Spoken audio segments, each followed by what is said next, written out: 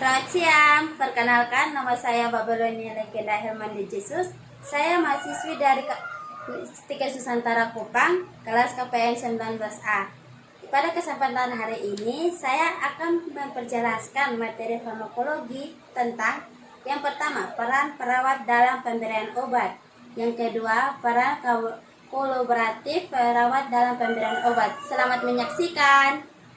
Bahan kajian mata kuliah farmakologi. Yang pertama, pengantar farmakologi dan peran perawat dalam pemberian obat. Pengantar farmakologi dan peran perawat pemberian obat. Topik 1. Konsep dasar farmakologi. Yang kedua, farmakodinamik. Yang ketiga, farmakogenetik. Obat merupakan zat kimia. Obat merupakan semua zat, baik kimiawi, hewani maupun nabati, yang dalam dosisnya layak dapat menyembuhkan, meringankan, atau mencegah berikut penyakitnya. Pertama, fase farmaseutik, yaitu obat berubah menjadi larutan, dapat menembus membran biologi. Yang kedua, fase farmakokinetik, yaitu dia meliputi 4 fase. Fase yang pertama, absorpsi, fase yang kedua distribusi, fase yang ketiga metabolisme, fase yang keempat eksekresi. Fase farmakodinamik, yaitu atau fase ketiga terjadi respon biologi atau fisiologi farmaseutik. Ada sekitar 80% obat diberikan secara oral. Oleh karena itu, farmaseutik adalah fase pertama kerja obat dalam bentuk padat atau pil. Fase farmaseutik, yaitu yang pertama disintegrasi dan 2 disolusi. Disintegrasi adalah pemecahan tablet atau pil menjadi partikel-partikel kecil, dan disolusi adalah melarutnya obat partikel-partikel yang lebih kecil dalam cairan gas intestinal untuk diabsorpsi. Dan disolusi adalah melarutnya partikel-partikel kecil dalam cairan gastrointestinal untuk diabsorpsi. Disolusi waktu yang dibutuhkan oleh sebuah obat untuk didisintegrasi dan sampai menjadi siap untuk diabsorpsi oleh tubuh. Farmakogenetik. Farmakogenetik adalah proses pergerakan obat untuk mencapai kerja obat yang termaksud adalah absorpsi, distribusi, metabolisme, ekskresi. Absorpsi adalah pergerakan partikel-partikel obat dari saluran gastroid ke dalam cairan tubuh melalui absorpsi pasif. Distribusi adalah proses di mana obat berada dalam cairan tubuh dan jaringan tubuh. Distribusi obat dipengaruhi oleh aliran darah. Metabolisme.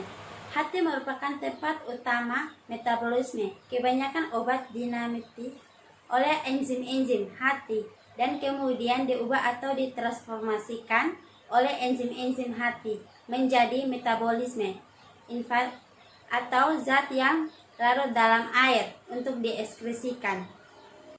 Ekskresi adalah rute utama dari eliminasi obat melalui ginjal. Rute lain meliputi empedu, feses, paru-paru, silva, keringat, dan air susu ibu. Farmakodinamika mempelajari efek obat terhadap fisiologi, biokimia, seluler, dan metabolisme kerja obat. Respon obat menyebabkan efek fisiologi primer atau sekunder. Keduanya efek primer yang diinginkan, efek sekunder yang tidak diinginkan jika pemakaian obat sedang mengendarai mobil atau kendaraan lainnya atau aktivitas lainnya. Tetapi pada saat tidur, efek ini menjadi diinginkan karena metabolisme sedasi ringan. Mual, puncak, dan lama kerja obat. Efektif terapi, efek samping, reaksi, dan efek samping, reaksi yang merugikan, dan efek toksis. D. Proses keperawatan.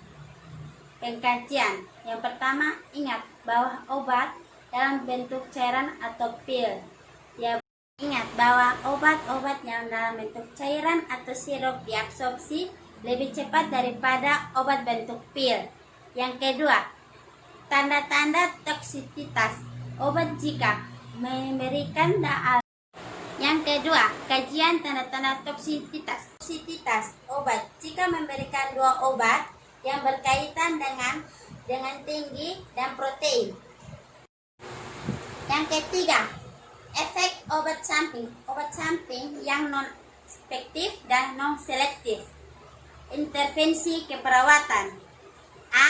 Anjurkan pasien untuk tidak makan makanan yang berlemak. B. Periksa interventif obat presentasi peningkatan dengan protein. Yang C. Laporkan kepada perawat atau dokter jaga bila obat dengan waktu paruh yang panjang. Yang D. Pantau batas obat-obat yang bersifat lebih toksis atau yang lebih batas terapik sempit seperti diagnosis.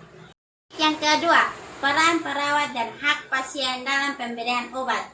Secara umum, perawat memiliki peran hak sebagai advokat atau pembela klien.